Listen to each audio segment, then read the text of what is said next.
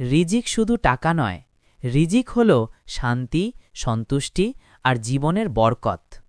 আর এই বরকত আসে হালাল উপার্জনের মাধ্যমে।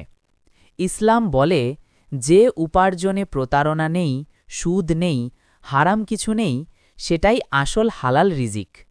রাসূলুল্লাহ সাল্লাল্লাহু আলাইহি ওয়াসাল্লাম বলেছেন, সত্যবাদী ও আমানতদার ব্যবসায়ী কিয়ামতের দিন নবী, সিদ্দিক ও শহীদদের সাথে থাকবে।